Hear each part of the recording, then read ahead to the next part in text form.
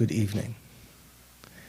Let's begin with a little meditation to set our motivation for the class tonight. Sit comfortably. Relax your body. Relax your mind. Remind yourself that you're going to try to set a motivation, and to do so you have to first clear the mind from its preoccupation with all sorts of thoughts that we've been engaging in for many hours today. So to do that, even from the start, this is our motivation, to have a good motivation to listen to the teaching. So we're going to focus, first of all, on the respiration, as though it were the first time, as though you were just listening to it without controlling it.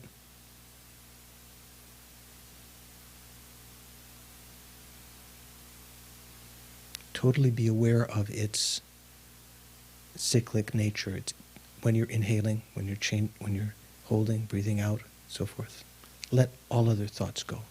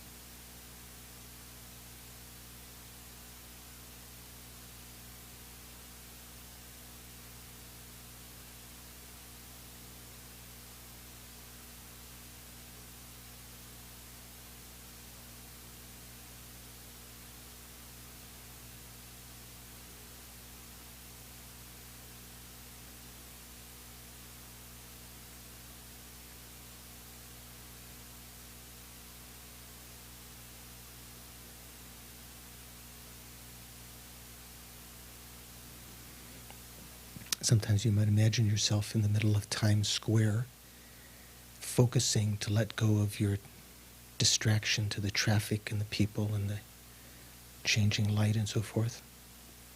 So whatever small distractions here shouldn't become more of an obstacle.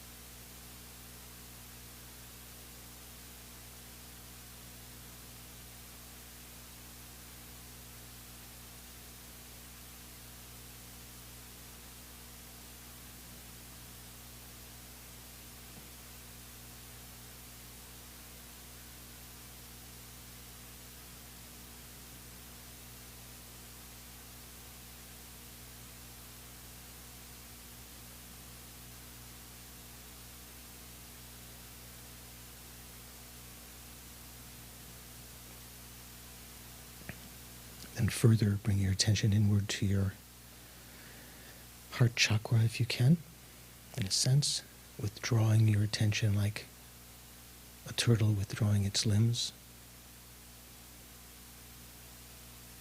Just focus on the consciousness, the clear light nature of it, not the contents. Although at the beginning, the contents can help you to find that clarity.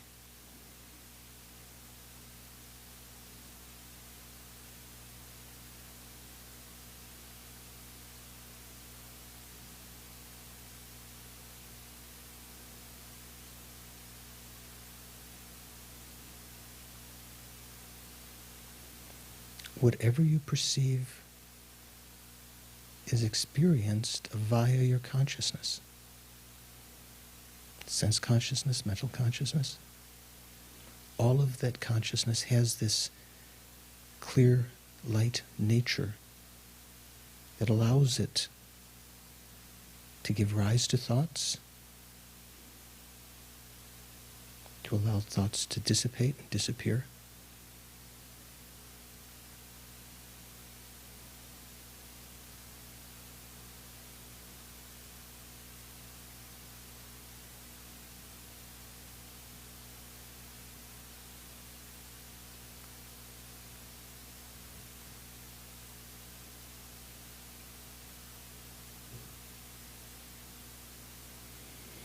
In the same way, at a later level, we would train to trigger the recognition of emptiness through any kind of conventional appearance.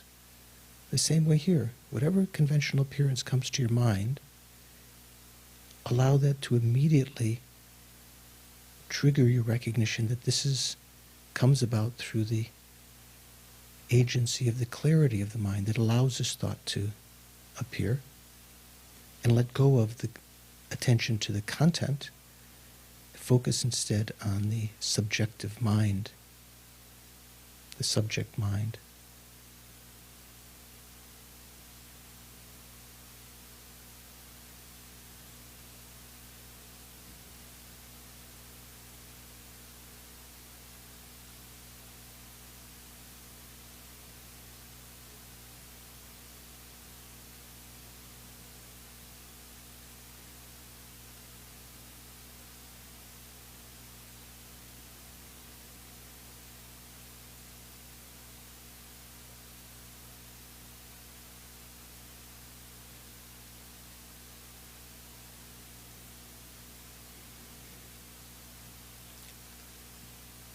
Continuity of the subtlemost mind, also having clear light nature, has existed since beginningless time.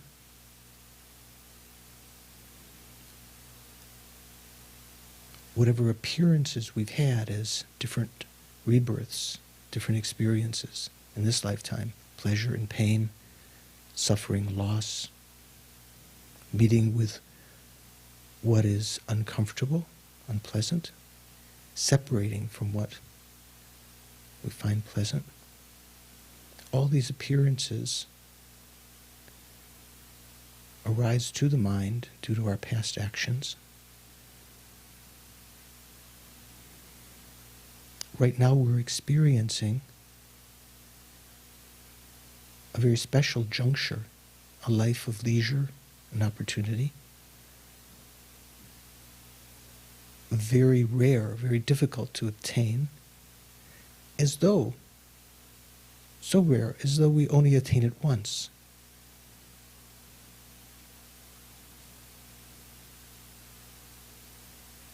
We're not burdened with unbearable suffering of the hell realms, the suffering and longing of the hungry ghosts, the darkness and suffering of the animal realm. Although we've experienced that all before.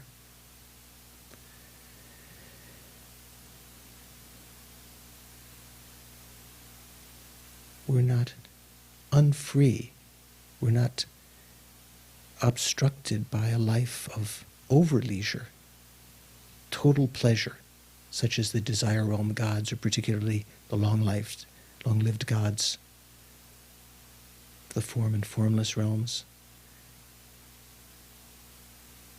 the cessational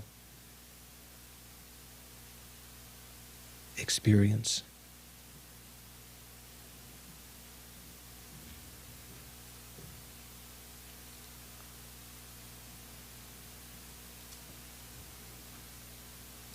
Even many times when we were born as a human, away from those four unfree states, we were born as barbarians in some border region. Although to some at one point America might have seemed to be such a place, The teachings exist here. It's possible to practice, to even take ordination. We are not burdened with totally failed faculties and senses, especially our faculty of wisdom, but even our faculties of the gross senses, the eyes, the ears.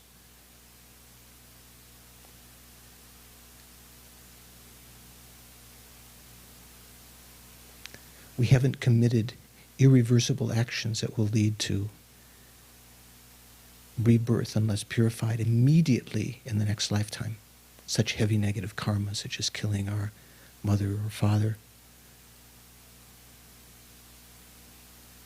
That's happened many times in the past, so we didn't have any chance of continuity of practice.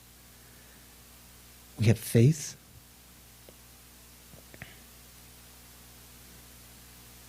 In the Tripitaka, the 3 baskets of Buddhist teachings.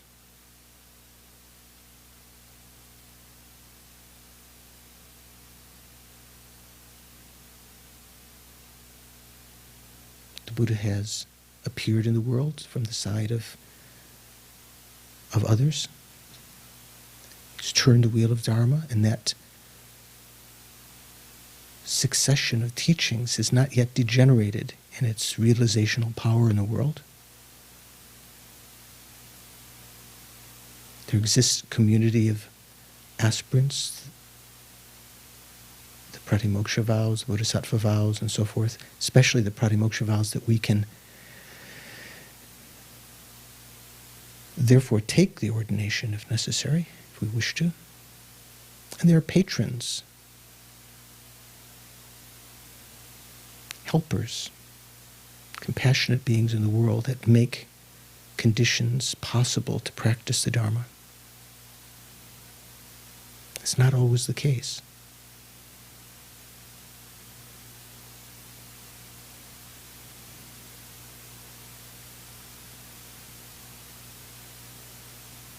Here we are in a world where it's possible, what we call a central land in the southern continent, in a place where it's possible to develop renunciation.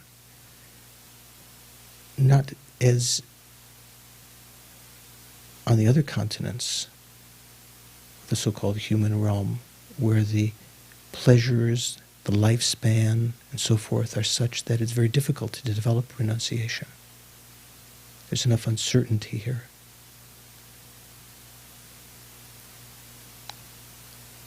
Such a life as this is incredible value. We could call it meaning.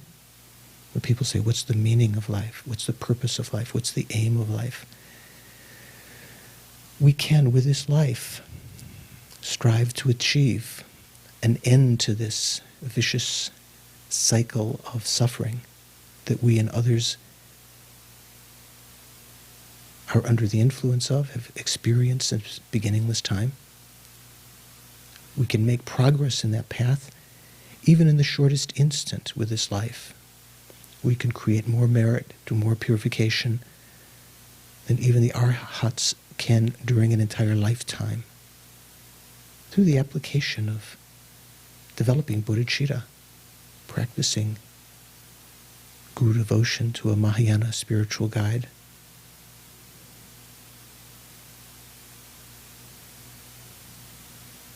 On the other hand, we could spend our time trying to find pleasure of the senses, sense of security, ego-pleasing experiences, fame, fortune.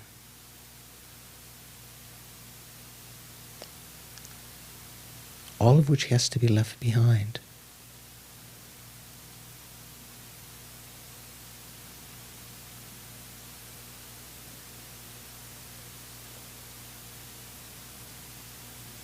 This experience that we have right now, this juncture of leisure and endowment, does not come all the time. It's very difficult to obtain. The causes are very rare to create.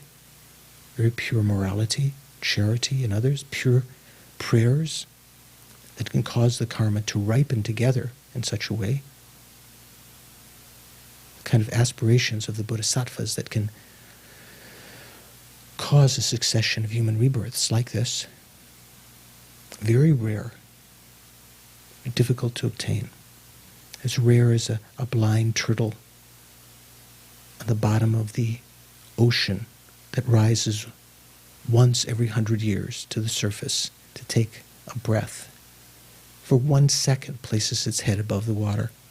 As rare as that turtle putting its head within a golden ring floating on the surface of the ocean.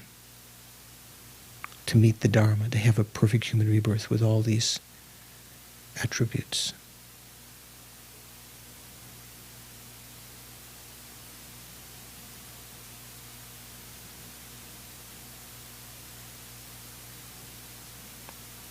So at this time, and tonight, I'm going to try to make use of this particular opportunity. I'm going to listen with an uncluttered mind, try to get rid of my ordinary preconceptions, listen with a vessel-like mind, alert, analyzing to the teachings for the welfare of others, with an aim of ultimately entering the Mahayana path in actuality, and with an aim of actually developing bodhicitta.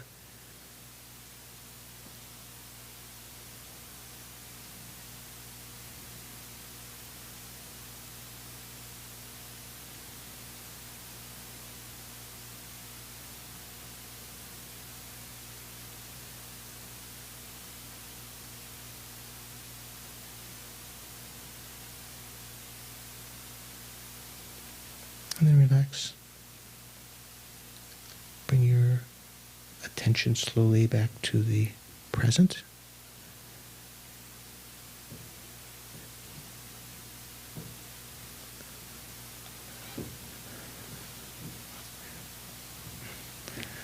Some new faces. Have you been here before? What's your name? Maureen. Pauline. Hi, Pauline. And what's your name? Denise. Hi, Denise. Everyone else knows each other, so maybe when we have a tea break, you can all get to know one another.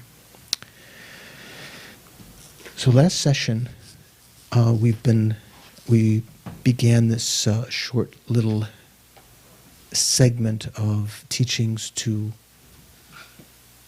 make a connection with the teachings that Triden Rinpoche will be beginning in a couple of days, probably beginning with the subject of refuge. So last time we talked about the meditation on the life of leisure and endowment that we meditated on. Anyone have any questions about what we talked about last time, or in reading through the text? Frank, I bet you have some questions. You have a whole bunch of books there, new books. Did you ever read Astro Boy or watch Astro Boy when you were a kid? There is a tie in here. Turn off the CD. I don't know if that's... Maybe we'll talk about Astro Boy during the breakdown. Yeah? It's actually a graphic novel on the life of the Buddha in 7 or 8 volumes. Done Astro Boy? By the guy No. that invented manga by drawing Astro Boy 25 years ago. The Japanese anime? This is actually Life of Buddha in 7 volumes. Oh, okay. Well, Show it to you later. okay, excellent. So you don't have any questions, but maybe about Astro. But Don has a question. You're reading Buddha. Yeah, just once you're in one of the lower realms and you... Wait, I didn't like that. Once you're in the lower realms. Once we're in the lower realms. Yeah. That's the general you, Yeah. the specific me. And you, of course, tend to commit negative karma over and over again, killing or suffering and anger and so forth. How do you ever break the cycle? I mean, what are the odds that you somehow do some virtuous thing and get back? That's one of the important questions, the things to get kind of straight in our mind. The Buddha taught that it is very, very difficult, once having fallen into a lower rebirth, to create causes to be born in the upper realms. Almost impossible if you think of the causes being a very pure kind of morality, or at least, or perhaps prayer that consolidates karma that you've created in the past to ripen in the next lifetime. What usually happens is that an individual has created in the past some small causes to be born as a human. Maybe we haven't on our mind stream causes to be born again in the human realm, maybe even with a perfect human rebirth, like this life of leisure and endowment, but weak and small and few, whereas we have many other heavy karmic causes. And as you say, when you're born in the lower realms, you create more, some of which are quite strong and perhaps ripen quickly because of their strength. But at a certain point, there will come a time when the small virtuous karma that we've created, because one of the attributes of karma is that it expands, it increases. So the karmic seeds that we've sown begin to grow in their intensity, even though these other ones are way up here. We're experiencing them, and we create more other big ones.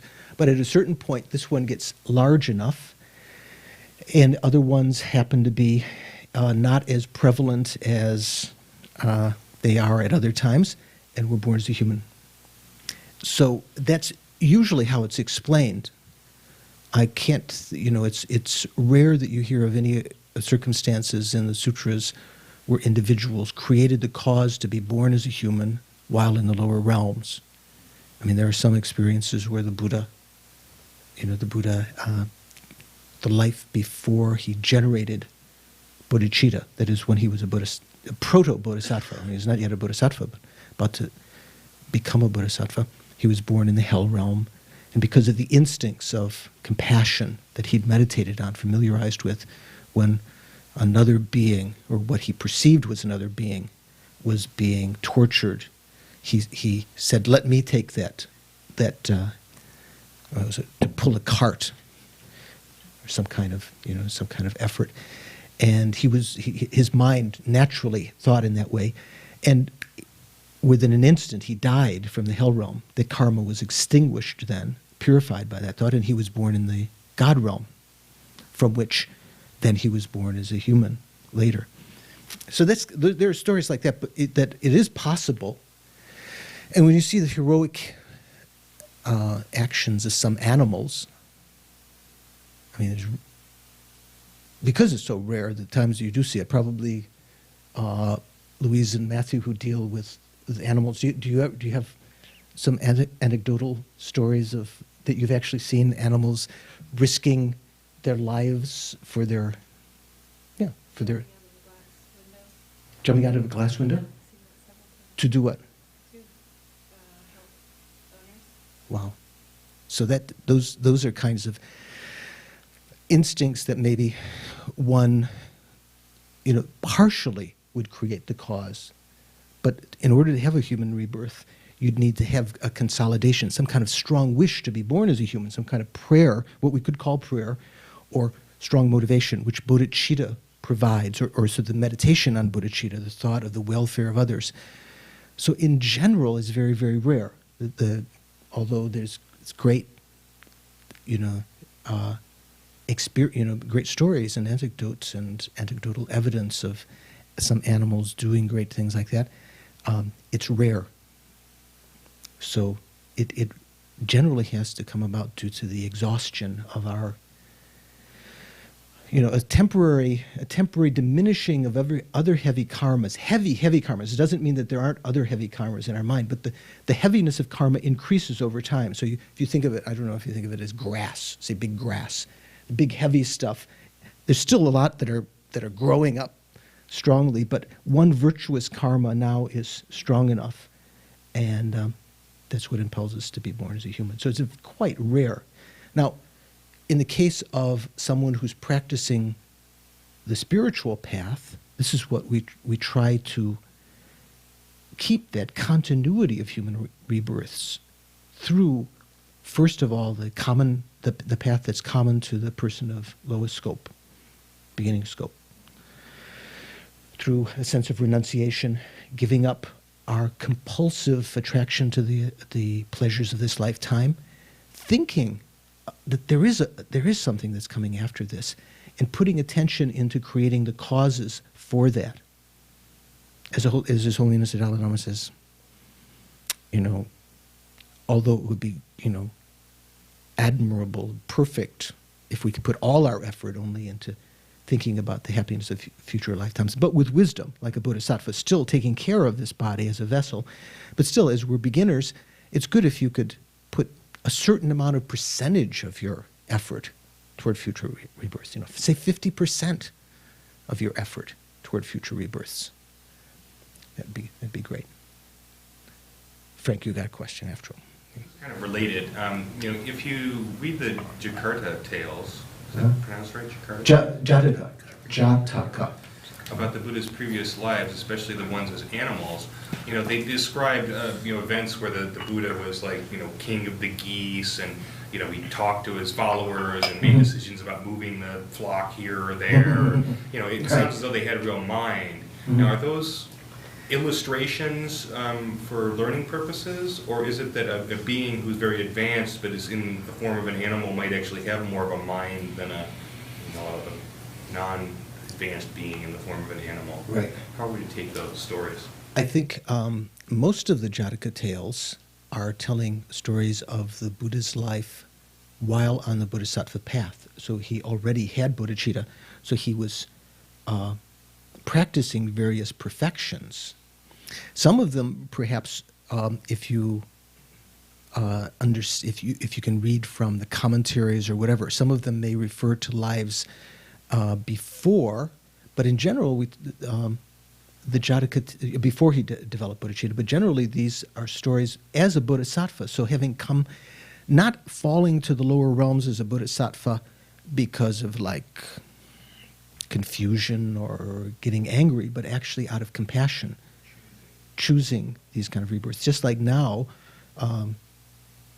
individuals might decide to live in very dangerous places or amongst people who are very troubled and, in order for their benefit. Held beings has enough of his mind to do practices to help them. Yeah. A bodhisattva that takes rebirth in one of these other realms, like an animal, might also be able to. It is possible on the beginning of the bodhisattva path. Okay, well, let me ask you: where is it true that a bodhisattva would not take rebirth in the lower realms any longer due to karma? Can a bodhisattva take, once someone has developed bodhicitta, is it possible that they can take rebirth in the lower realms other than by choice, forced by their karma? Do you know? Is it Denise? Yeah. Victoria?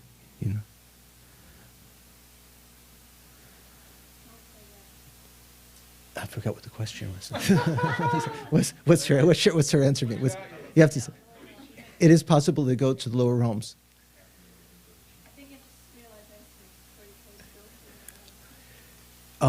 Once you achieve the path of seeing, it's definite that you will not be born there, but also it's definite before that on one of the levels of the path of preparation, because the cooperative causes have become weakened enough.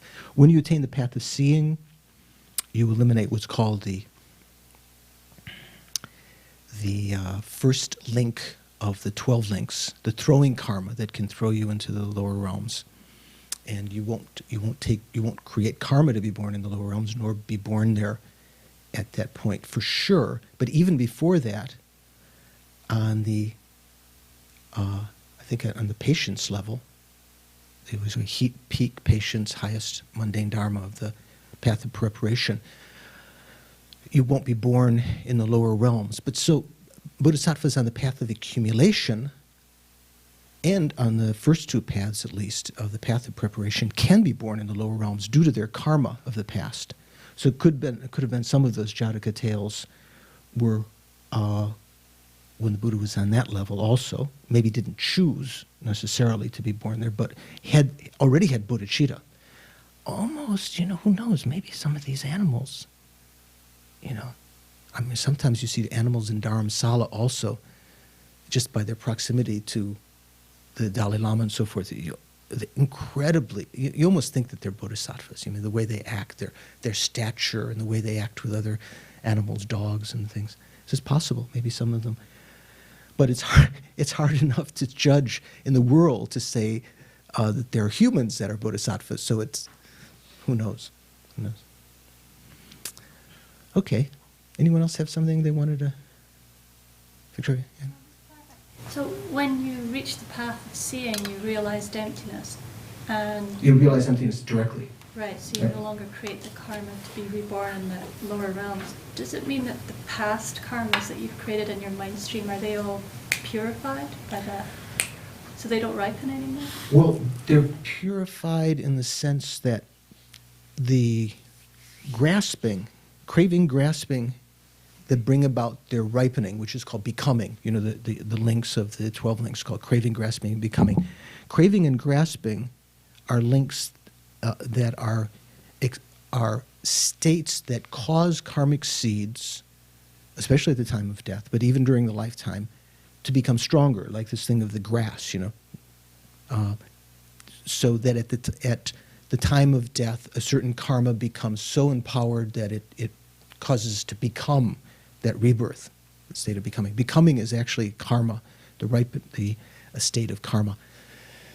So when the first link, ignorance, is extinguished, not only do we no longer create the karmic causes, but the karma that's already there has no chance, because craving and grasping, based on that, also no longer can cause the ripening. Then the karmic seeds, in a sense, they're purified because the ground for them is almost, I remember John Landau mentioning, his thought was sort of like the ground, if you have a bunch of seeds, even if you have some negative seeds, if the ground were to disappear, they would just sort of fall. You know, you might still say that you have those obscurations in your mind stream until later as you purify them. But they don't act as causes to be born in the lower realms. Okay. So last time we mentioned there was a section that sort of joins this meditation on the life of leisure and endowment, and the section on death and impermanence. It's going to be the main subject tonight. And that's talking about the 3 types of spiritual aspirants. So we mentioned a little bit about that last time. I thought I'd just refer to that again as a introduction. 3 types of persons, or I think the Sanskrit is Purusha, which really sounds like person, doesn't it? It probably has a etymological link with our English word person, or possibly, seems to me. So there are various outlines here. Lama Tsongkhapa goes into detail, which Atisha also talked about. First of all, how the scriptures are included within the paths of the 3 types of beings. This is in the great Lam Rim Chenmo. Why students are led in the stages using trainings of the 3 types of persons. And that has 2 sections. The purpose of leading students by means of the paths of the 3 types of persons, and why one guides students through such stages. So this is not too difficult to understand. And finally, the purpose of this, like on page 139, the question: if the teachings for the persons of small and medium capacities are prerequisites for the person of great capacity, they may as well be considered stages for the path of the person of great capacity. Why use expressions? Why use the expression stages of the path shared with a person of small, and stages of the path shared with a person of medium or middling capacities? Why do they use that? Well, because there's a lot of different reasons. Here it says, for one thing, it destroys the pride, the presumption of asserting that you are a person of great capacity, such as a Mahayanist, despite not having developed the stages of mind common to persons of small and medium capacities. That's very, we might think, oh, I am a Mahayanist, but we have no renunciation at all. We have no sense of that initial kind of morality, of ethical behavior that guards the mind from negative actions for the sake, at the beginning, of finding rebirths in the higher realms in the future and finding pleasure and endowments in the future. Without that kind of training, it's not possible to really develop this path of the being of highest capacity, the bodhisattva kind of capacity. And even then, of course, one has to train in that. Another purpose for showing these three kinds of paths is that it is of great benefit for those whose minds have the greatest, in one sense, the middling, and the least capacity. So how does it benefit them? Even the two persons of highest capacities must seek high status and liberation. So these are two words that are used a lot. What are high status? What is high status? What does that mean? High status means like being an arhat. Wouldn't enlightenment be high status? It'd be higher, wouldn't it? Higher status. Here, there's two terms. What the Buddha taught in many of the scriptures, as is taught in this section, in many different experiences, he talked about all of the teachings of Buddha can be expressed to bring about these temporal and ultimate goals. Temporal goals are high status. Ultimate goals are definite goodness, certain goodness, definite goodness. So definite goodness refers to liberation and enlightenment. They're definitely excellent, definitely good. High status refers to rebirth in such a way that one can be free, at least of suffering, on the minimal level, but be in a position like this with a life of leisure and endowment. So all of the Buddha's teachings were aimed to give advice how to find high status and definite goodness. High status generally refers to birth in the human or God realms. So that in itself is really not enough. What you'd really like to have is a life of leisure and endowment where you have not to be born as a god necessarily, but to be born in a situation where you can encounter the teachings in their pure form and actually practice them. Definite goodness is of two varieties: liberation from cyclic existence and enlightenment. So those two subjects, temporal and ultimate good, so high status and definite goodness having two parts, they refer to the three types of persons. The person of lower scope mainly is aiming for high status. A person of low scope, we wouldn't generally call someone who mainly puts their efforts into attaining the happiness of this lifetime a person of beginning scope, lowest scope. It's someone who's aiming for high status. That is, high status doesn't necessarily be thinking only to be born as a human, maybe thinking to be born as a god or to have great pleasures, but leaving instincts in the mind on one level to abstain from negativity and to create virtue. Also to be born as a human where one can encounter the teachings when one's born in these situations where at least one has leisure. And then definite goodness refers to the persons of intermediate and middling and higher scope. Middling scope, definite goodness, aiming for liberation from cyclic existence, and the higher scope, aiming for enlightenment. So that's just a little bit more. You can inquire in the reading here, and if you have questions, we can talk about that more. Now, the text was, remember we were talking about how the text was, the stages of the path was set out. One sense, it's talking about how to rely upon a spiritual guide, which is the root of the path. Proper reliance on the spiritual guide is the root of the path. And then having relied, how to lead the disciples on the path. So guru devotion has a purpose of its own. Then the meditations on how to lead the disciple on the path. There were many different subjects, but when we talked about this we could say there are two main parts, sort of encouraging or inciting the mind to take advantage of this life of leisure and endowment. And then having done that, how to take advantage, how actually to take advantage of this life of leisure and endowment. So when we talk about, let's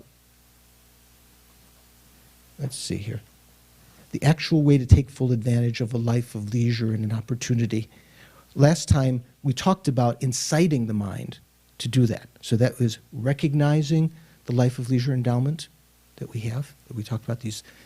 How many leisures do we have, Eric, do you remember? States of leisure? 5 or 6, right? 5 or 6 doesn't cut it. How many of the Buddhists have we have? How many states of leisure? No. You should know. Oh, even Pat knew that. That's inciting him. That's inciting him to continue such good work. There are 8 states of leisure. How many states of opportunity or endowment or Midian, do you know? Did you? How many states of opportunity? Or endowment, yeah. The richnesses do we have besides these freedom from 8 unfree states? We have. Okay, Eric has rescued himself from oblivion by getting the right answer. So we have 10 states of endowment. So the unfree states we went over, the 10 endowments or opportunities that we have, we also mentioned in the motivation at the beginning. So having been motivated in that way, first of all, recognizing that, sort of like the beggar, I find very useful.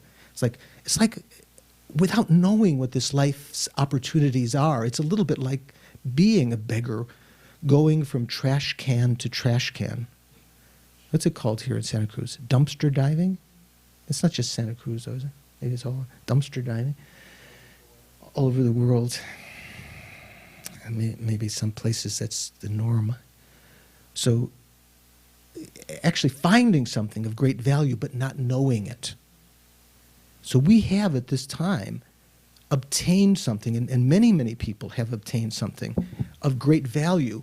Sometimes they lose it. They dissipate it on incredibly meaningless activities from a spiritual perspective.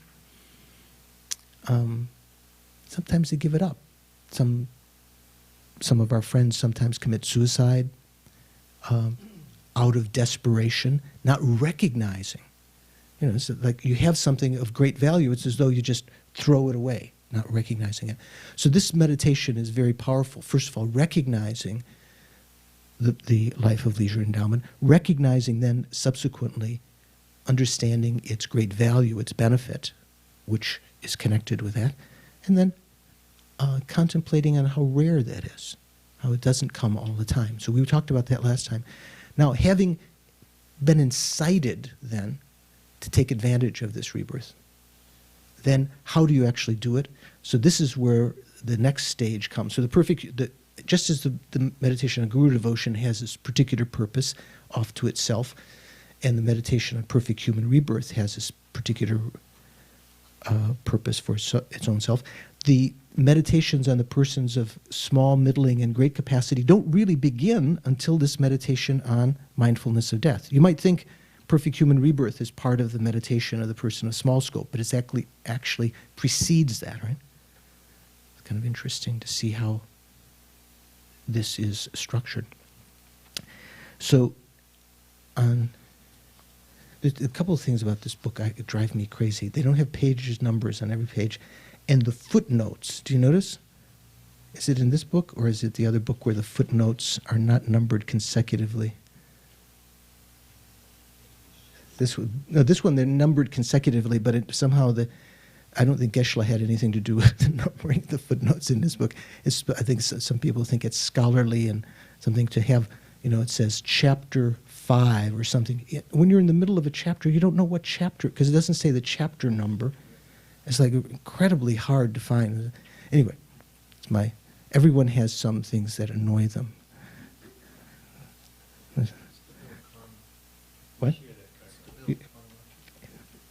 We share that karma. Yeah. Okay. So here, the actual way to take full advantage of a life of leisure and opportunity. The first outline of that is training the mind in the stages of the path shared with persons of small capacity. And then later will be training in the stages of the path shared with persons of middling capacity. What would the third one be? Training in the stages of the path shared with a person of great capacity? Exclusive to the person of great. Okay, so I was just trying to catch you. You know my mode of inquiry already. Okay. So then, in training the mind in the stages of the path, the Lam Rim, which is shared with a person's of small capacity, who shares that? The persons of middling capacity have to train in this. The persons of great capacity also have to train in this. And the individuals whose minds are more or less set this lifetime to be trained in the small capacity, this is their main practice. So they all share this. So first of all, developing a state of mind that strives diligently for the sake of future lives. What's going to be the corresponding part of that? What's the other part of that?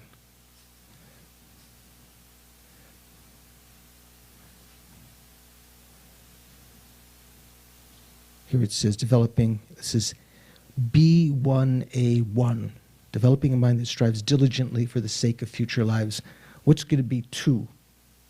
Or I, or whatever it would be. Can you tell?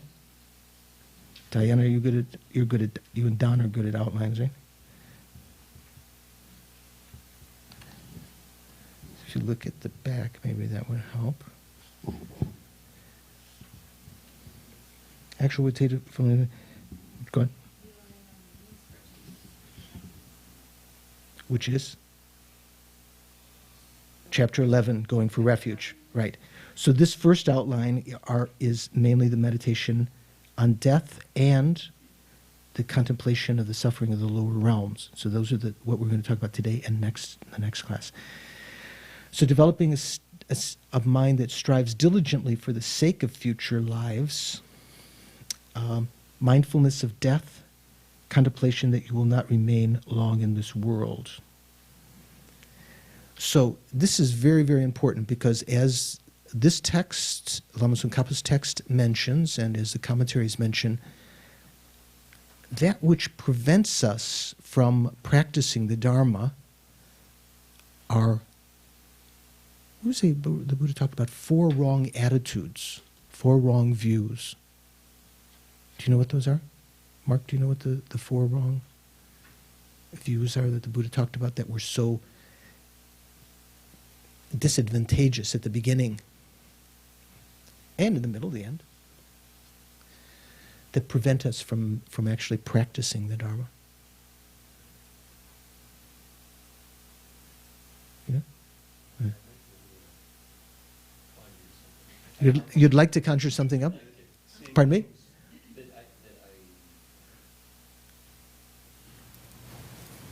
Seeing things that are permanent, that are impermanent as permanent. Okay, that's a hint now. Okay, seeing things that are impermanent, or seeing things that are permanent as impermanent. Is that right? No. Seeing things. Seeing the impermanent as permanent. Okay, now let him have a second. Then, does that nudge your mind? Viewing that which is impermanent as permanent.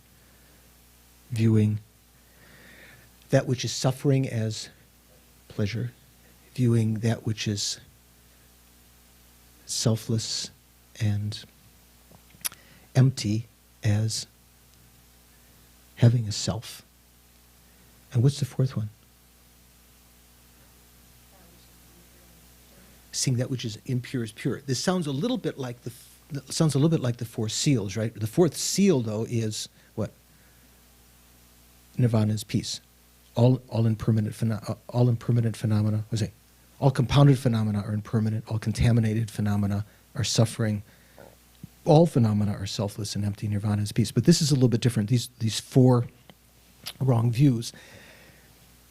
So of those wrong views, at the beginning, Lama Khapa mentions, the most disadvantageous, that which prevents us from, acts as the greatest obstacle, is grasping to permanence. We could call it permanent grasping, grasping to permanence. So it doesn't mean, for instance, in terms of our own mortality, it's not as though a person thinks, oh, I'm never going to die. Very few people might think that. Do you know anyone who thinks that? Who would think they'll never die? You know someone who? I don't want to say unfair. Oh, no. A friend, you don't know them anyway. You're just afraid they might get a hold of this DVD sometime? Somehow, some way.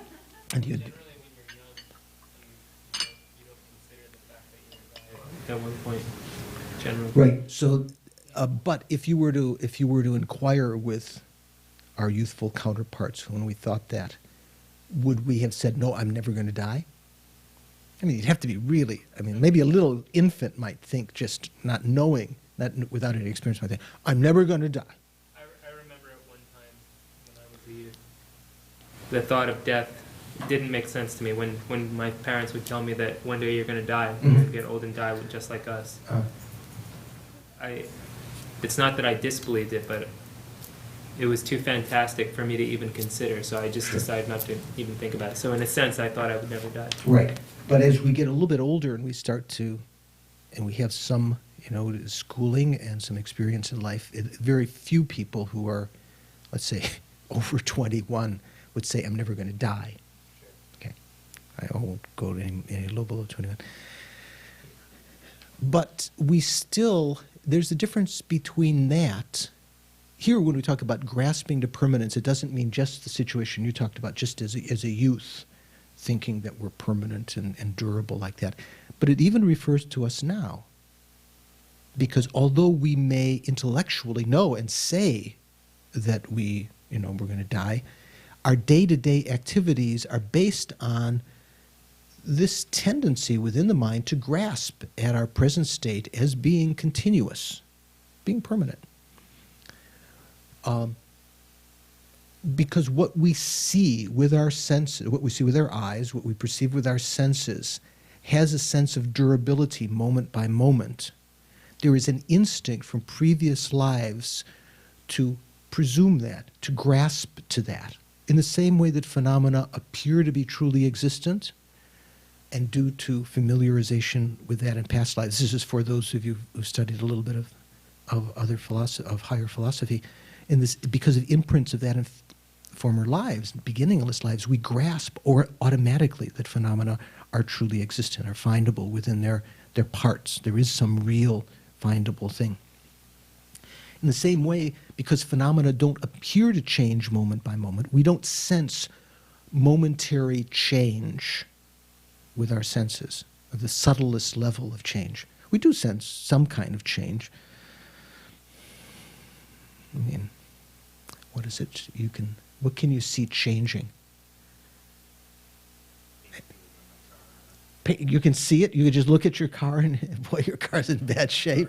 Of course, you can see gross change. Your car just had an accident and while the fender is crunching in, you see it, or it's blown up, or it's crushed, or the tooth falls out. I just cracked my tooth in San Francisco last weekend. Fortunately, I just went to the dentist this afternoon. He said it was just a crown. But there was some feeling of gross, some recognition of gross impermanence. That's nothing special to perceive, because you can perceive gross impermanence. What we're talking about here, this wrong view, permanent grasping, is grasping to subtle impermanence, subtle permanence rather, or permanence, which is the opposite of this subtle impermanence that's going on, and even grasping to our own mortality, our immortality, grasping to our own immortality, which is an instance of gross permanence, let's say. Our mortality, the inevitability of our death is an instance of gross impermanence. There's two levels of impermanence. So in order to enter into the path, we have to overcome this greatest obstacle first of all. And it's said that the meditation on death and impermanence is one of the most powerful antidotes to various kinds of states of mind, of various kinds of all of our delusions. Lama Yeshe used to refer to it as an atom bomb. Regardless of whether you have an intuition into emptiness, really having a deep understanding of death and impermanence can help to cause the various negative states of mind, from Buddhist perspective, that we would call negative states of mind. From a worldly point of view, it might be considered great. Vanity, aggressiveness, pride, desire. We might actually be happy about our desire or other people's desires for us. Jealousy, we might think, we might be proud of these various states. But from a Dharma perspective, these are negative states of mind. So this meditation on death and impermanence is a very powerful antidote to these states of mind. You can see it in various ways. If we know, for instance, that we definitely have to leave this life, it takes some of the compulsive grasping to things that you want to hold on to. It can start to extricate yourself from that because you can't take them with you. Also, if you know that they themselves will eventually change at a gross level, it won't always look the same. And it's even changing moment by moment. These kinds of understandings can help you to extricate yourself from very strong attachment to our the addictive states of mind, the addictive states of mind at many levels, and our aggressive, our hostile states of mind. Example I've mentioned to you before, I've often thought of, I think I remember some of the teachers mentioning an example like, I think Geshe Dargye used to mention this in India, said like waiting for the Indian train in the train station. Have you ever done that? Diana, you did? Yeah. Train came on time, didn't it? Or early? Almost never in India. Okay? It's almost on a par with Italy. I'm joking. It's almost actually worse than India, worse than Italy. So say, for instance, you're waiting for the train. You don't know what time it's going to come. It's definitely going to come, though, sooner or later. And while you're waiting, say Eric and I are there, and we get bored, and we decide, let's make this waiting room a little more comfortable. So we go out and spend our possessions that we can carry on the train.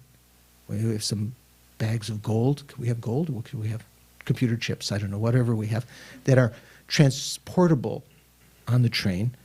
And we use that kind of liquidity to purchase, chairs for the room, art. You don't see this, how you wouldn't do that. Posters for the wall, new electrical sockets, air conditioning, make it really comfortable. But we have to leave this waiting room. Someone who is a little more sage would say, well, what are you doing? The train is coming sometime, possibly soon. You don't know when exactly. You can't take any of this stuff with you. Putting all of your attention in this way, you're using up your resources. You won't have anything to take with you that is negotiable bonds to the next life. What are our negotiable bonds? In this case is, our collection of virtuous karma. And in so doing, and trying to do this, we'll inevitably have to fight with the various contractors, no offense, guys, and create negative karma. We have some contractors over here, various kinds, and create negative karma in trying to have this, what? Virtuous contract. Virtuous contractors.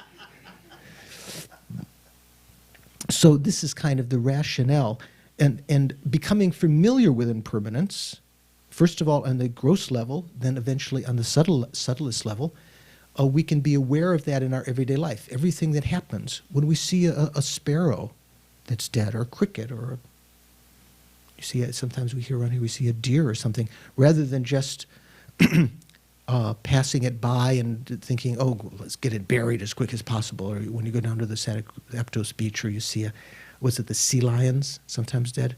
You ever see? And they're smelling so bad. The immediate thing that comes to your mind, oh, get it buried, it's terrible. Think, I'm going to end up like that. This is my inevitable fate, definitely. And to see the body rotting away, this is how the body that I take so much care of, this is the ultimate state. Let's take a little break and find some nutrition for your body. The meditation on death and impermanence is an integral part of continuity with that recognition of life, of leisure and endowment, or just recognizing what we can do with this life. So, in answer to a couple of questions, when I was mastering the DVDs for some of the initiations, Venerable Senla, every time she began to translate it, she always began, so I learned, because I have to go back through them, I own os is so, but played backwards, os, and I go os, and it's not. So, I always begin my sentences with so. Try to stop that. Hard.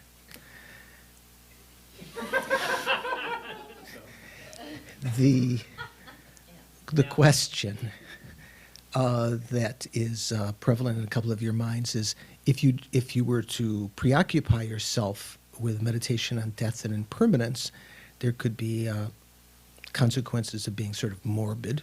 That's one of the kinds of criticisms that's sometimes raised against Buddhist meditation on death and impermanence, especially by people who don't understand it very well. Oh, you Buddhists are so morbid. Because morbid means what? It means death. It has to do with, the root has to do with, morbid has to do with death, right? And decay and so forth. So, and the other extreme is what Eric was talking about, that someone who doesn't meditate properly about death and impermanence just sort of recognizes that there's a certain amount of time they got left. They're in their 20s or their 30s, and got to grab as much pleasure as you can, because it's going to be gone soon. It's going to become famous, even if they cheat, doesn't matter, because you only have one chance.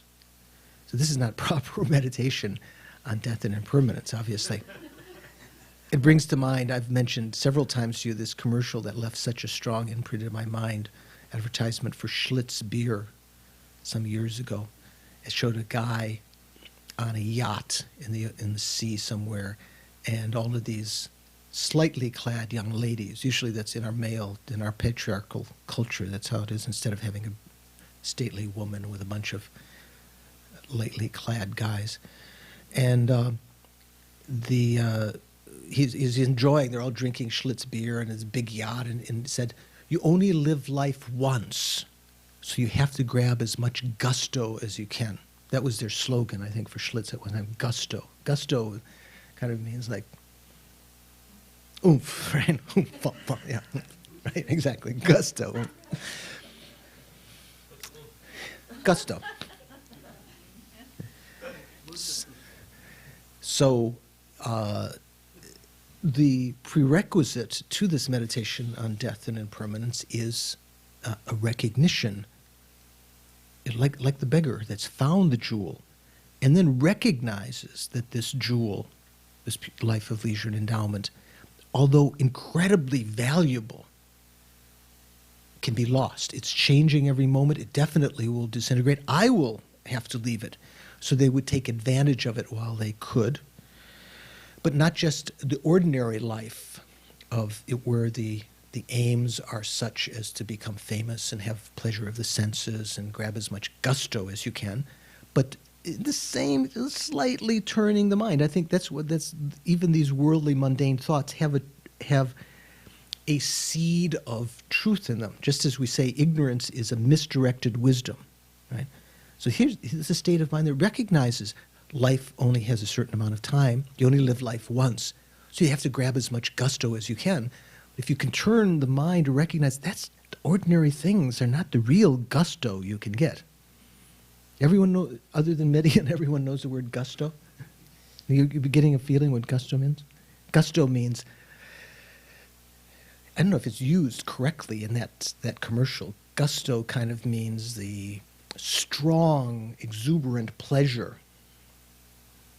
Okay? So you have to grab as much of it as you can.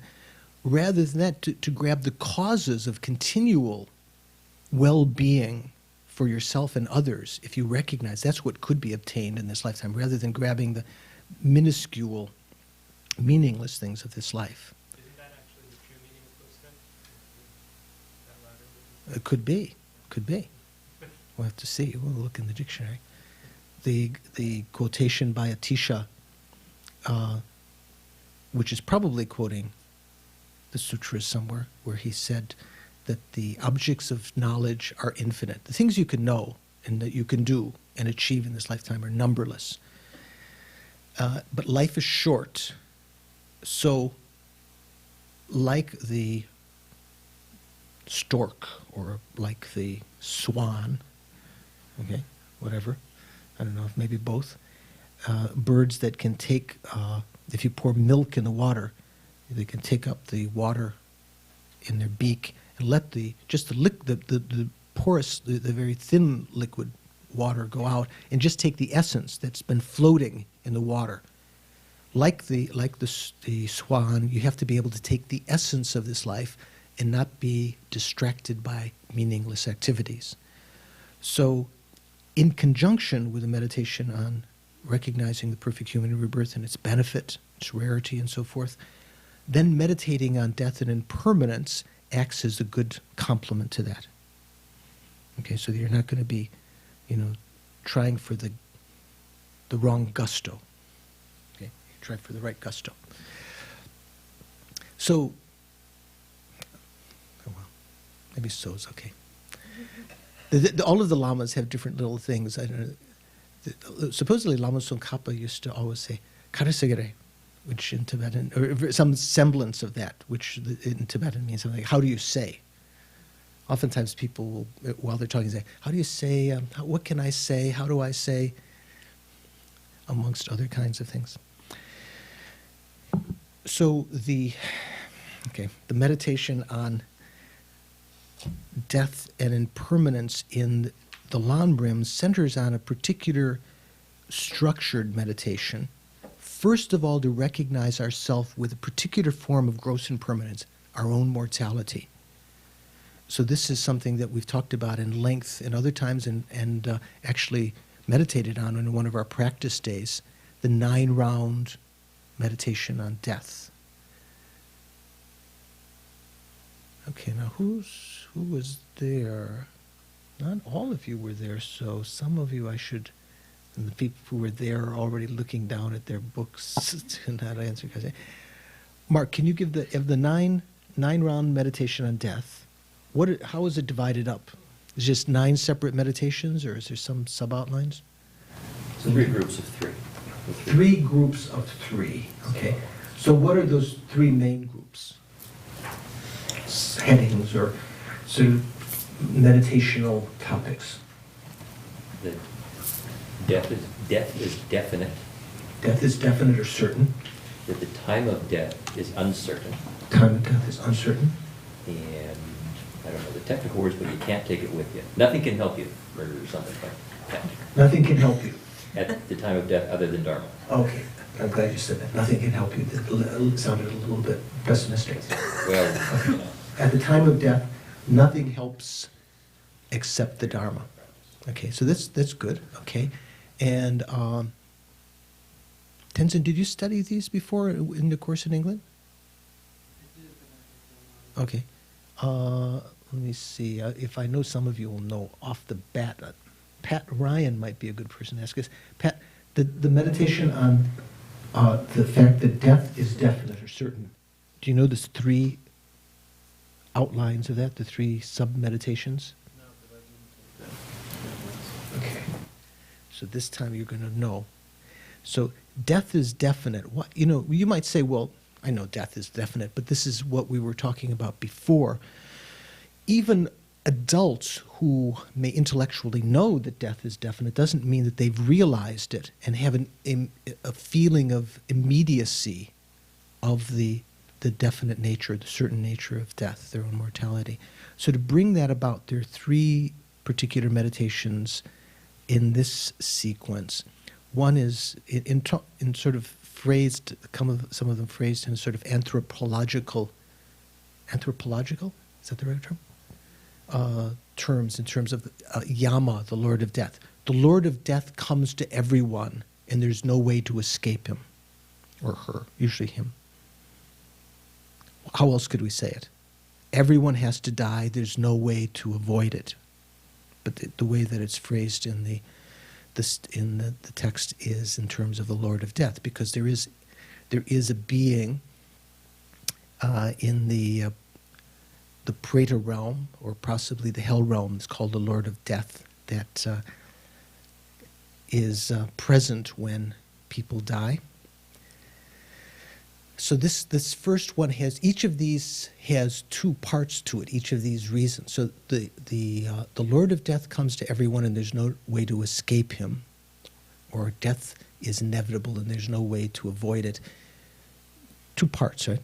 So one part, death comes to everyone. The way that you can meditate and get familiar with that, and Pat, you should think about this, because you hadn't meditated on this before.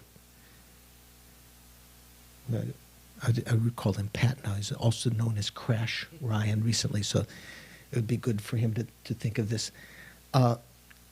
Think of all of the individuals that have ever lived that you can imagine, you can think of. Great beings, lesser beings, beings like ourself, our relatives. Everyone that we've known in the past that have lived in the distant past have lived and died. There's no one who didn't die. Christ, Buddha, there's no one who didn't die. If great beings like that died, certainly the people that are alive today that we look at, Dorje, unfortunately, will have to die someday. He'll get older. He may wear a suit someday. He may cut his hair. Who knows, when we see him 20 years from now, we'll do triple takes. Jason Greenberg? Dorje? And he'll have a cane someday, perhaps, if he lives that long, and he'll lose his teeth, and even more of his hair will fall out, and he'll have to die. So you can think of it. Can you imagine Dorje getting older? It's hard now. Okay, Dorje will die. Also, younger people. Eric will have to die. Eric's a bit younger than Dorje. Not much. Maybe you're older than Dorje. Anyway, there's some people. I don't know who's younger than Dorje. Even, pardon? No one's younger than Dorje? Dorje's child, not even born yet, just in Carrie's womb, will grow up, will be born hopefully healthily, will grow up, go to school, go to high school, maybe college, grow up, will definitely have to die. There's no way that I guess she, right? Oh, he. I thought it was a she. He. Oh, that's right. It can't be Sarah J. That's right. There's no way that he can avoid death. So you contemplate in that way. Famous people, Winston Churchill, Mahatma Gandhi, Buddha, Jesus, all of the people of the past, people that you know now, your relatives, your dogs, your pets, your loved ones, your children, your parents, everyone. Think of the people who have died that you knew at one point and they passed away. And then bring the example back to yourself. I'm the same way. I'll have to die. And think of the various ramifications of that. All of the unfilled wishes and plans that many of these people had, we can have the same thing. So the second part of that death comes to everyone and there's no way to avoid it.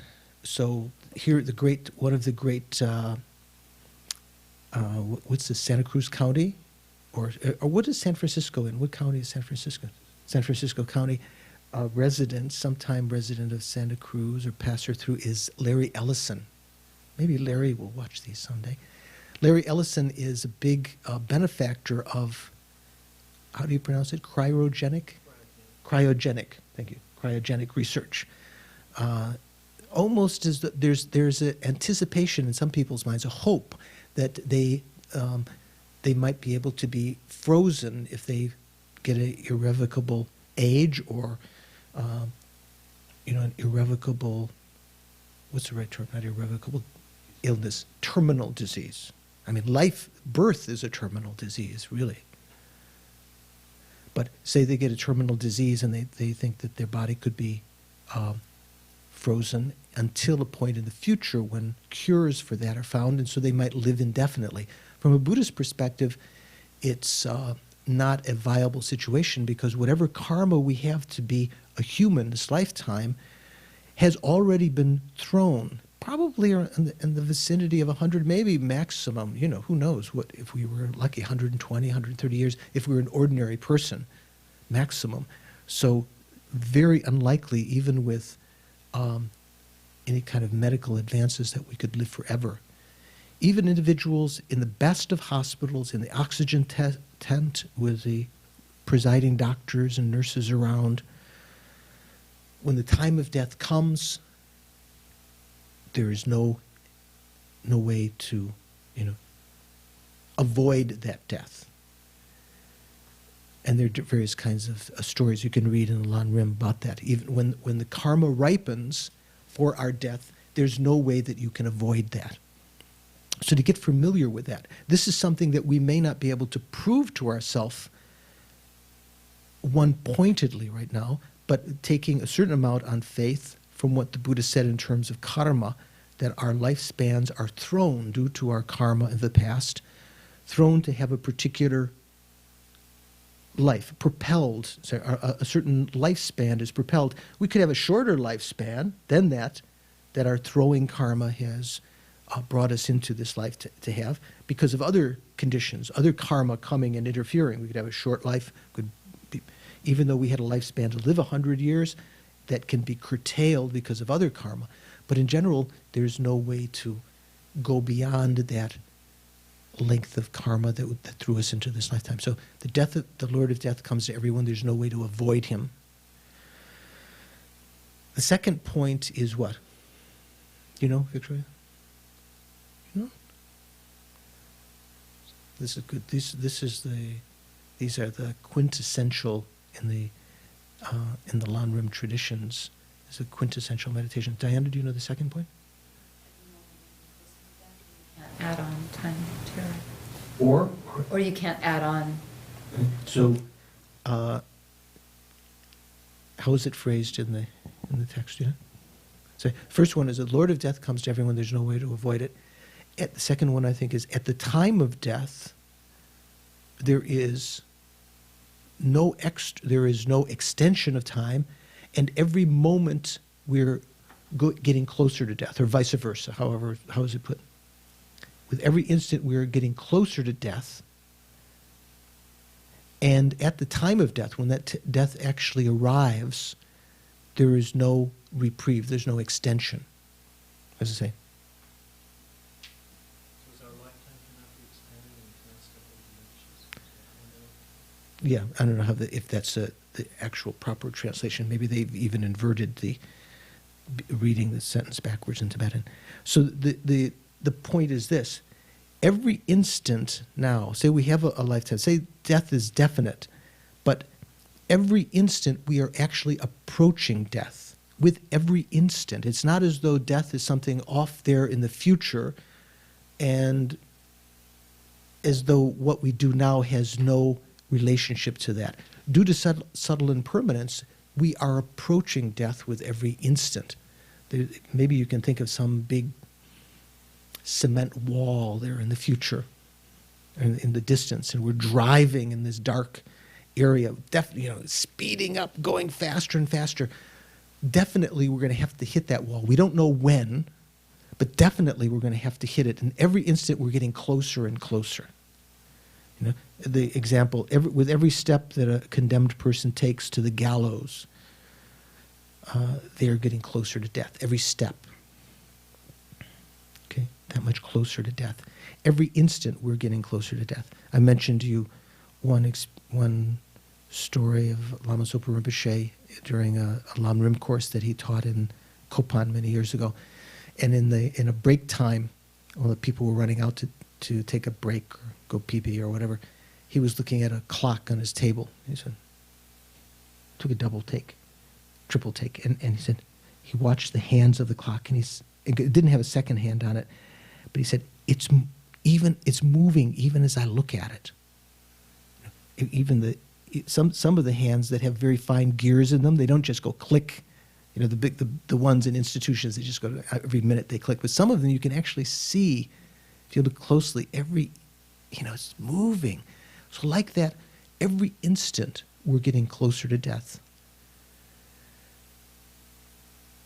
With the instants, the fractions of a second, we're getting closer to death. They build up to make seconds, and the seconds make up minutes. With every minute that passes, another hour is broken into of our eventual lifespan. We have a certain amount of lifespan. With every hour, the number of days that we have left to live are decreased. The number of days pass, the weeks that we have left to live decrease. With the weeks, the months, the years, the decades, and our life finishes in shortest instants like that. So to contemplate in that way, that the time that we have left to live is constantly decreasing. So you're definitely going to reach that point. And when you do reach it, there is no reprieve. There's no extra life at that time, as though you could, like in the movies, ask the devil or the Foreign Legion for one last cigarette, or something like that, to at the end, oh, I just need another day to meditate, When the time of death comes, there's no extra life that you can, so no reprieve or no special favor that you can ask. I think I told you about my high school coach, right? I didn't play on the football team. Our team was very famous in Chicago. He had this, even the clock, there was 1 second left in the game or something. Inevitably, someone would fall down on the field as though they'd broken something, and then the referees would have to call a timeout, and then he'd send in some play, and they'd win the game in the last second. So it's not like that. It's not, when the time of death comes, it's not as like you can get some time out and do some meditation. Okay. So also the third meditation, you like that one?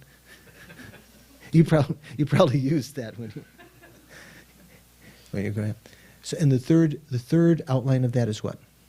Who knows? Who's our experts here? Done.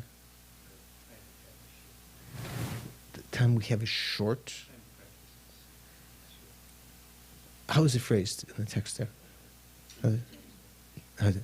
Eric, you read it? The amount of time we have left to practice is What's it say there?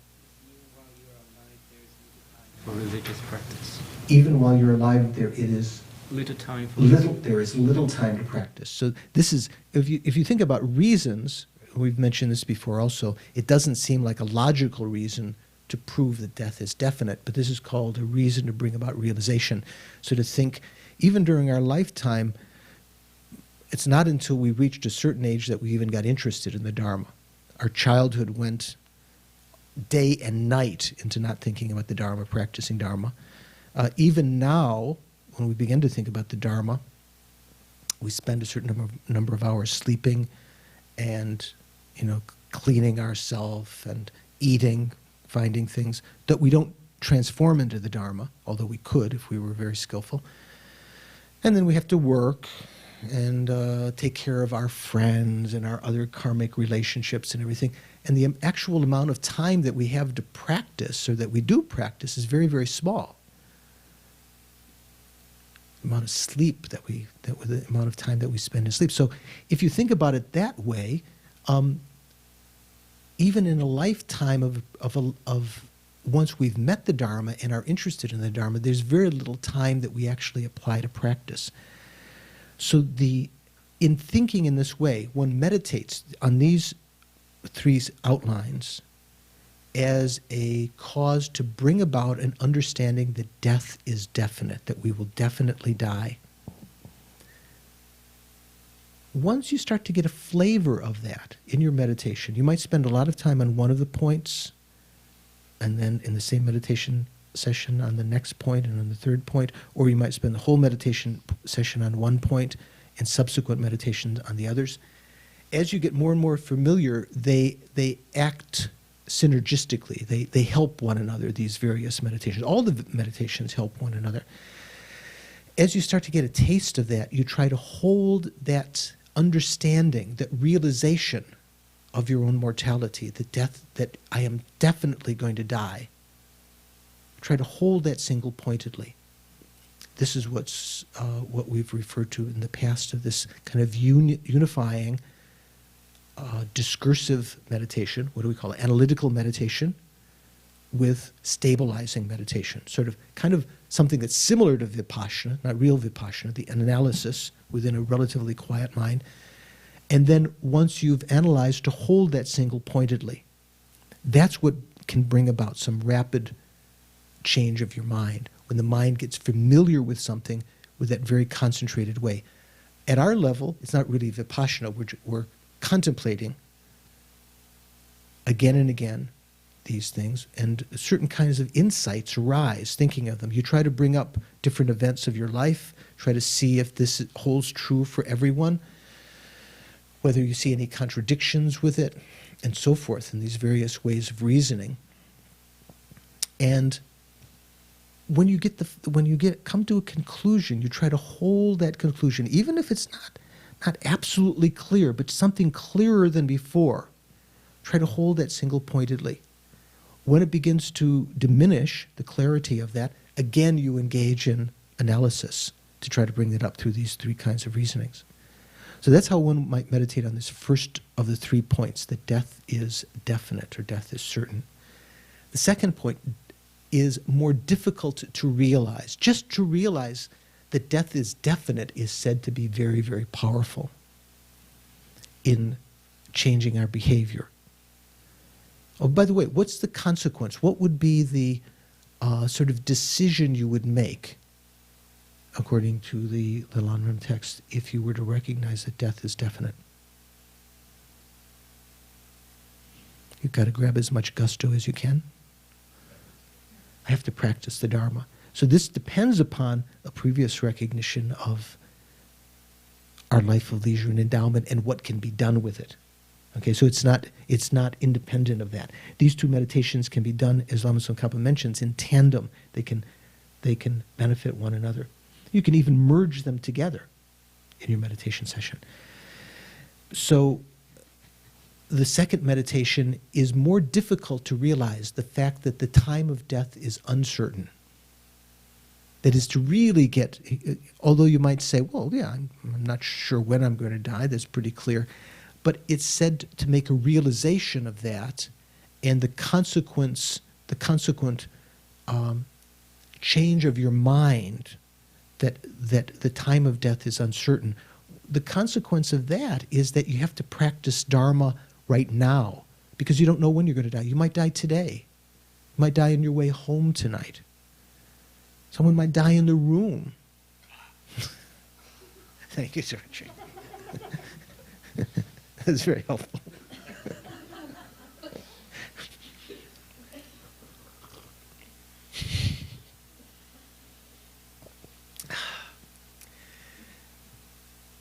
Lama Sopa Rinpoche said that, in the lineage of the Lam Rim meditations, it's said that this meditation, the second one, is much more powerful to bring about a change of the mind.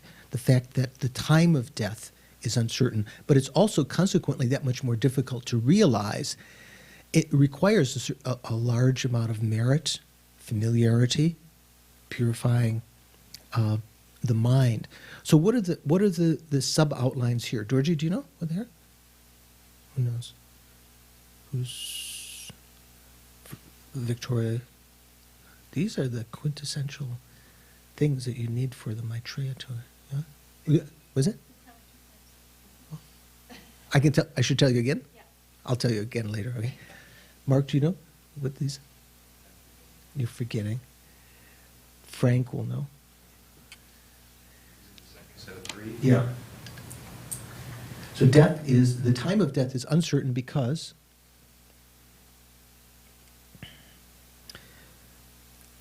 life as a human in general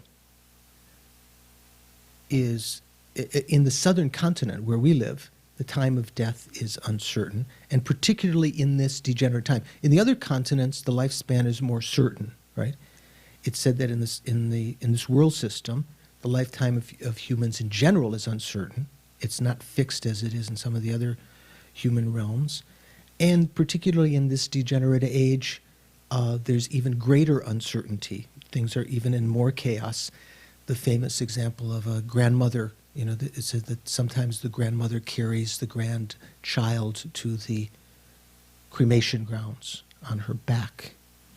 So there's no certainty that someone who is older, there's no certainty that the grandmother will die before the grandchild. Do you get it? Okay.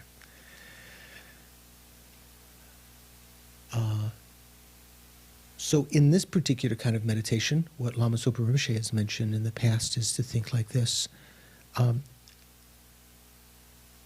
To think how much expectation, how many plans we have and other people have had when they died unexpectedly, not knowing that they were going to die. The time of death is uncertain, meaning it could come at any time. If you go into the house of someone who's just died, you'll find in their house perhaps clothes that have not been worn. What's the implication of that? They were planning to wear them sometime, right? Maybe money that was accumulated to be spent.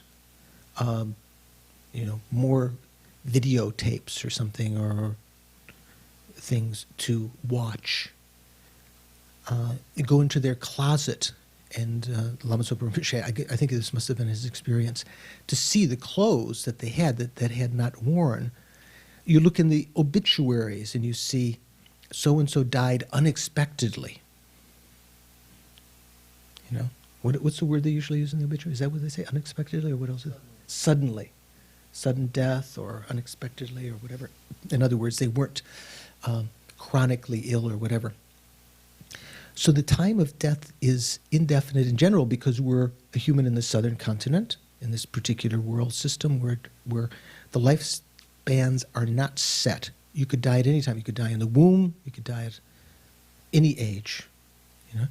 And there's no certainty that if someone is older than you, that they're going to die before you. You could die before them. So that's one thing to contemplate in many different ways, and to see examples of that in everyday life. Another reason? We can try. Oh, yeah. There's many things that can harm us, but there's very few things that keep us alive. Yeah, There are many causes of death, and there are few causes and conditions of life. So you can think, even the things that we think of as causes of life, like food and warmth and so forth, in trying to get them, sometimes they become causes of death. There are very few. What do you need to live? Do you need a condo? You need loved ones? Some people would say yes. Well, actually, what we need is, first of all, probably most imminently, breath, oxygen. What else? Probably in sequence, maybe heat, oxygen and the proper heat. Like if you're out in the cold or out in the desert, that heat and proper moderation of temperature, so some kind of either housing or protection from the elements, water, food. Can you think of anything else you need to live? Caramel? Gelato? chocolate. You don't need these things. We think, we spend, actually the causes of life are very few, and the causes of death are very great compared to that. There are many, many things, even becoming scratched by a thorn, getting a small infection. Boy, the number of diseases that you can die of that we document today, perhaps they've always been here, but the ones that we document them more and more precisely, many, many ways that you can die. Thirdly, what else? What's the third reason? Fragile. Body is very fragile. So, like I used to think when I was the treasurer at the monastery, when we were first took ordination at Kopan, I had this box that we kept the Sangha money in, sort of like a steel box. And even bringing that from one place to another, it would get, if it hit against the bricks in these little corridors or something, that would get scuffed. But our body is very fragile, much more fragile than this. Even trucks and boulders get cracked and smashed and so forth. Our body, which is very fragile and depends upon its continuity depends upon the balance of the various elements within it. It's something in the Tibetan medical system, they talk about 3 humors that have to be in balance, sort of like 3 snakes that you put in, if you read in there, 3, like you put into an empty bamboo pole, or say a mailing tube maybe to us, rather than an empty bamboo. You put in 3 kinds of snakes, all of which are capable of destroying one another. If their heads are all at the same level, let me put 3 up here, they are kind of in balance. But if one gets below or one is above, it can be harmed by the others. So like that, when our elements are not in balance, as this body is very, very fragile, just a small imbalance in the elements can bring about a degeneration of our health and can bring about death. Nagarjuna, in some of his texts, mentioned example of like our life. This life is like a lamp, butter lamp, on a porch in the middle of a storm. So there are many ways that it could extinguish. The fuel could extinguish. The karma to have this lifetime can finish. It could be kicked over. Someone coming out of the house can knock it over, or it can be blown out by the wind. It's uncertain how long. This body is very fragile, and therefore we can lose this life in many different ways. So contemplating in these kinds of ways, one can come to a deeper kind of understanding, a realization, realization that the particular time that we're going to die is totally uncertain. It could be today. In Lama Zopa Rinpoche and in the lineage lamas of the Lam Rim, they say that the practitioners of the Lam Rim in this way, they would actually contemplate in this way as they wake up in the morning thinking, today I'm going to die. And say for instance, if you knew today you were going to die, what would you do? Would you call up Dorje, ask him for the money he owes you? You don't owe anyone any money. Or, would you try to settle debts? Maybe you would try to do something virtuous. You might even try to do some religious practice if you knew today you were going to die. In this sense, if every day you wake with that ascertainment, that sort of state of mind, today I'm going to die, death, the time of death is uncertain, today I'm going to die, you will be wrong many times, but at the most crucial point, you'll be right. At the time of death, you'll be right that day. Whereas most of us go through life thinking, we don't enunciate every morning, today I'm not going to die. I don't know, I don't anyway, I don't know, maybe you do. But we have that grasping. We have plans, what's going to happen today. I'm going to do this, I'm going to go to class, got that appointment, this appointment. Every day we have plans, but with that state of mind, always thinking, I'm not going to die, eventually you're going to be, at the most crucial point, at the time of death, you're going to be wrong that day. So it said, if you think in those terms, it said that that's very, very advantageous, because your whole life will be spent every day practicing the Dharma. Tenzin. Had this practice for 20 years? Yeah? Yeah, something like that. How's it impacted your life? Do you wake up thinking these meditations? I mean, has it really made a difference? When I'm doing retreat, they're more prominent. They're not prominent all the time, because there are many different things to contemplate, but this is one of the things that should be more prominent in our minds. I mean, there are numberless kinds of facets of the Dharma that you might try to meditate on, pure view or bodhicitta or renunciation and so forth, but this particular meditation on death, the definite nature of death and the uncertainty of the time of death, is said to be a motivating factor that can precipitate our overcoming laziness of various kinds. The laziness that doesn't want to enter into practice at all, the laziness that procrastinates. Particularly this meditation on the uncertainty of death can help to overcome that.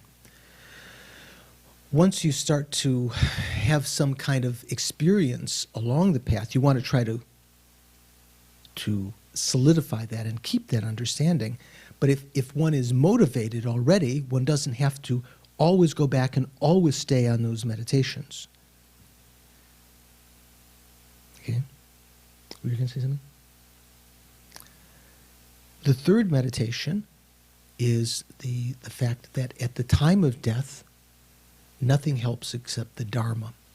So, well, let's say, what's the decision one would make? The first meditation, the death is definite, the decision one made was, I have to practice Dharma. The decision one makes, knowing and realizing, having some experience that the time of death is uncertain, is what? What do you measure? I have to practice now. I can't put off, I can't procrastinate the practice of Dharma. You might think, well, later when I get my condominium or when I retire, then I'll practice the Dharma. Right? One has to practice continually now. The third meditation is at the time of death, nothing helps except the Dharma. So what does that mean? It means that in order to make one's life practice pure, rather than mixing it with the thought of the ordinary mundane dharmas, we call the worldly dharmas. Do you know what the worldly dharmas are? Do you know, Midian? The 8 worldly concerns, 8 worldly dharmas? Honor, dishonor. Yeah. Non-attachment to honor or dishonor.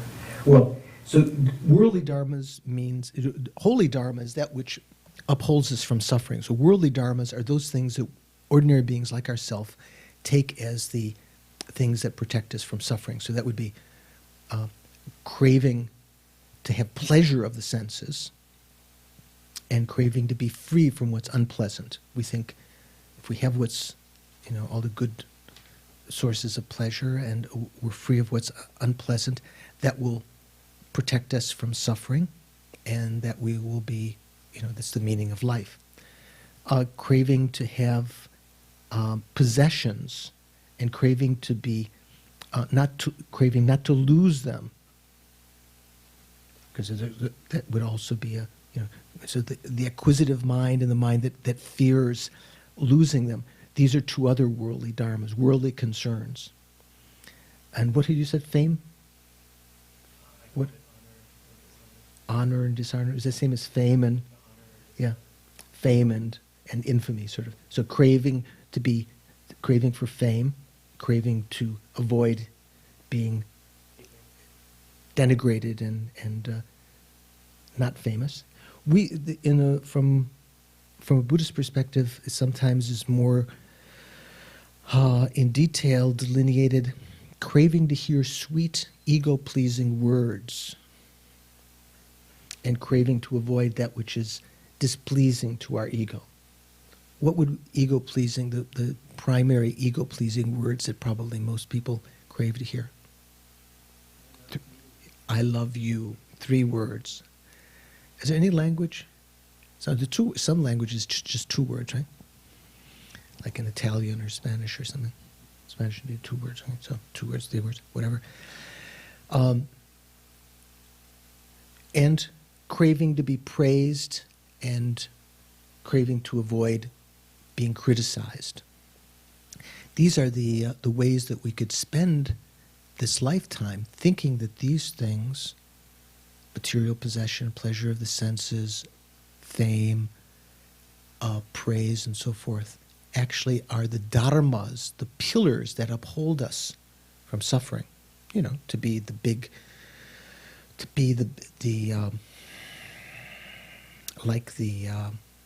chicken, the male chicken on the dunghill.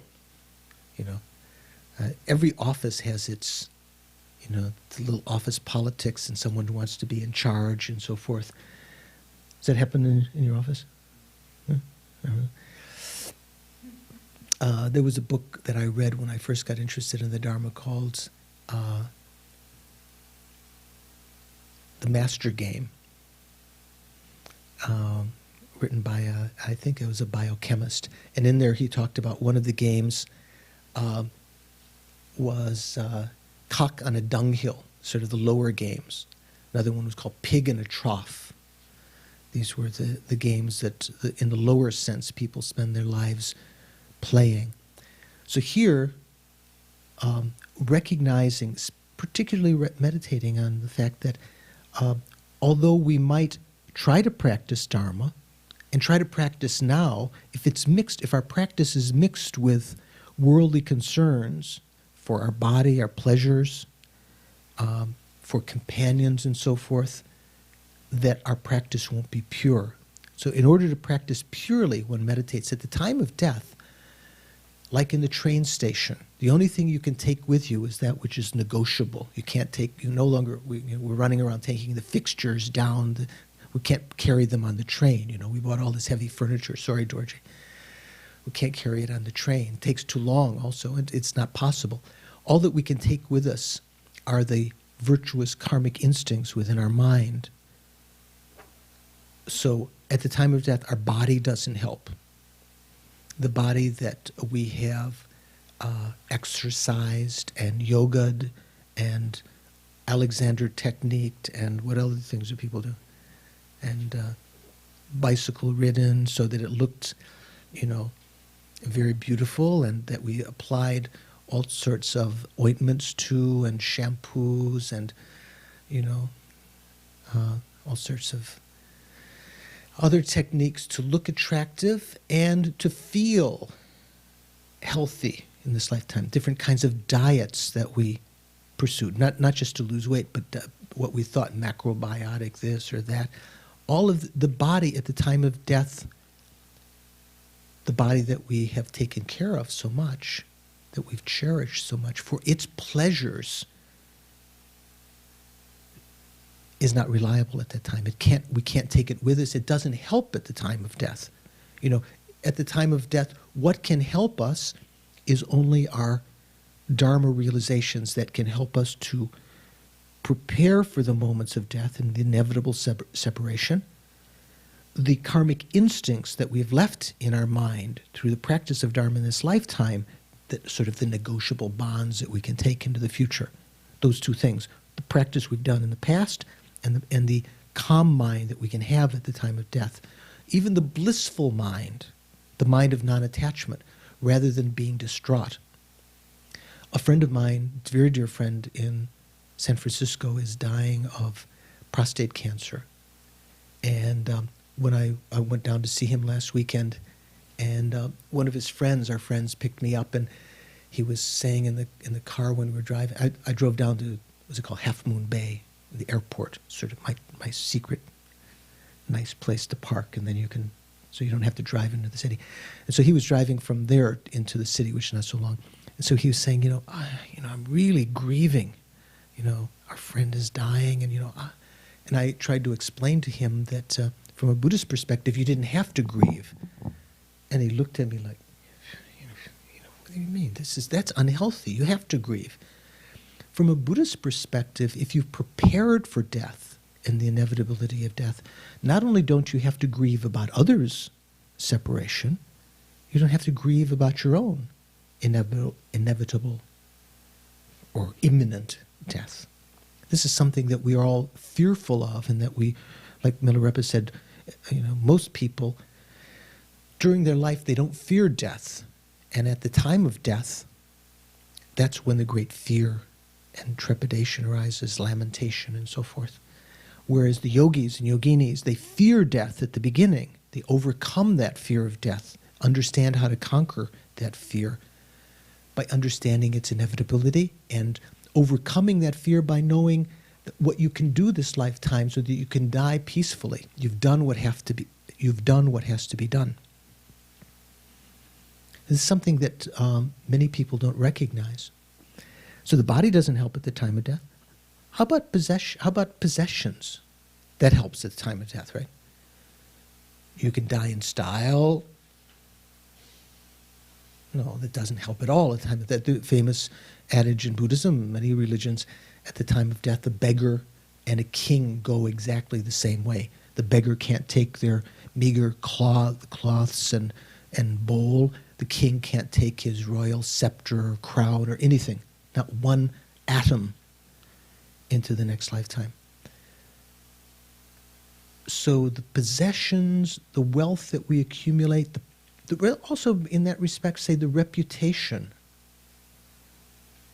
I always think of I'd like to do a course sometime, I mentioned before, using old songs like Frank Sinatra, especially. I think you could do a whole course with Frank Sinatra. You're thinking of the one, the one I'm thinking of? My Way, not Highway, My Way. I did it my way, if you could just use that for your meditation and think how sad that is, I mean, at the time of death, you always did it my way.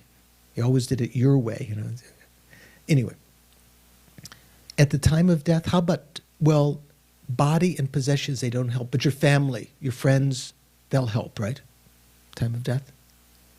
Nada. Zilch. At the time of death, your friends beseeching you to stay on one hand, crying, sometimes in your presence, vying with one another for your possessions. Remember the story I've told before? The movie that I've often mentioned in that regard? All Quiet on the, which front? Eastern front? Western front. One of the old versions, I saw a black and white version, I don't know if there was another one done. One of the friends is dying. He'd been injured in the trenches. This is World War I movie, right? Do you know this one, Paula? See if you can get it from Netflix. Okay. So one of them's dying, and he's had a special pair of leather boots, not the usual army issued boots. His pride and joy. Now he's dying. The boots are up on the table, and while his friends are sitting there around him, they're looking. One of them's looking at him, looking at the boots, looking at him, looking at the boots. So, at the time of death, certainly our friends can't go with us. All of the companions that we've become maybe invested an incredible amount of time with, they can't go with us. They don't necessarily help at the time of death unless they're Dharma friends in the sense to remind us about our Dharma practice. They're grieving, other family members and so forth.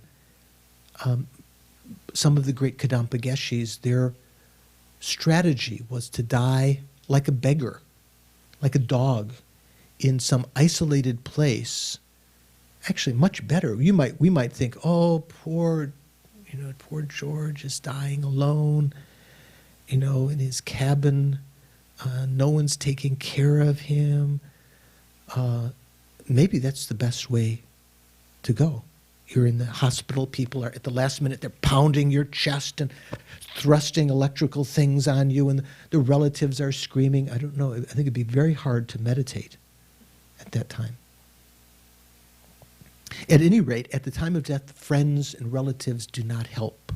All of the things that we have relied upon in this lifetime, our body, our wealth, our position and so forth, our friends, all of them have to be left behind. The only thing that helps at the time of death is the Dharma. So this, the conclusion that one would make from contemplating this in much detail is that not only do I have to practice Dharma and have to practice now, but I have to practice Dharma purely. I have to practice only the Dharma. That doesn't mean that you give up your job, you don't talk to anyone any longer, you say, I'm only practicing Dharma. It means that you have to try to integrate the Dharma into your life in every way. When you're chopping the vegetables, think, these damned spot, what do you say? These damned delusions in my mind and in the minds of sentient beings, I'm going to eliminate them. I'm going to chop them up in the same way. When you scrub the pans, think that my delusions are impermanent. With effort, I can eliminate them just as easily as this. And also the delusions, the afflictions in the minds of all sentient beings. You wash out the pans, you rinse them out. You see that leaves an imprint in your mind. This is kind of mind training. So to integrate, even on that level, integrate in your everyday activities the Dharma as you're driving. As you're driving along thinking, driving 60 miles an hour, I'm approaching death like this. Every instant I'm getting closer to death. And the consequences of that this, not just that, it's just something, okay, I'm going to die, but the consequence, this perfect human rebirth, this incredibly valuable and rare situation of having leisure and endowment, leisure and opportunity to practice the Dharma, is getting closer to ending, and I'm not utilizing it. So to recall that in every day and to remind yourself to try to purify, accumulate merit, recite sutras, recite the Sanghata Sutra, the Vajracchedika, recite mantras, circumambulate, practice the Dharma, study, help other individuals, be generous, overcome your anger, meditate on your delusions. These are the ways to make this life beneficial. Try to develop an altruistic heart, altruistic mind. So this is the gist of this section on, actually how to take advantage of this lifetime, to motivate the mind in that way. Next time we're going to talk about the consequent meditation on the suffering, especially the suffering of the lower realms, because as death is inevitable, it's not as though death is the total end. We definitely have to take rebirth. And there's only two ways to go. You can either go up in the upper realms, including the human realm, or you can go down. And if you think about it, the karma that we've created is such that it seems pretty dicey. Can I say that? Okay. Any last thought? Last words? As we So let's dedicate the energy that we've created tonight, the merit. Try to calm your mind, first of all, center it.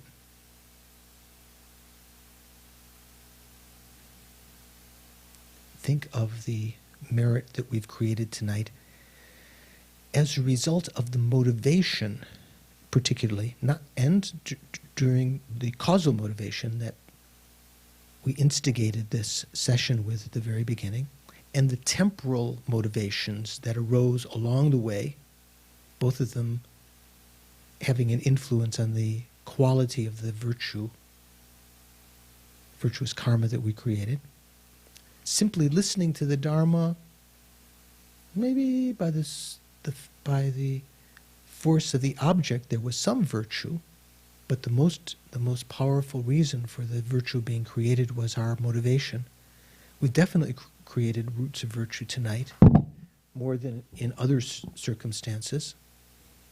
Let's dedicate that so that it not ripen in some way that might give rise to our afflictions in the future or become an actual other kinds of obstacle to our practice. Due to this merit, may, in whatever way it ripens, may it become the cause of my continued Dharma practice, both this and in future lifetimes. May I, due to the force of this merit, may I develop an understanding, a realization of the stages of the path, from proper reliance on the Guru through the stages of meditation on the path of the person of lowest capacity, the person of intermediate capacity trying to achieve liberation from samsara, and the person of greatest capacity, the Bodhisattva path, even the Mahayana tantric teachings. Due to these merits, may I become familiar with them, actualize them, and in so doing along the way, accomplish the two aims continuously. My own aim of well-being, calmness, pleasure, blissful happiness, and the welfare of others, the ability to lead them through my own understanding out of cyclic existence into liberation and enlightenment.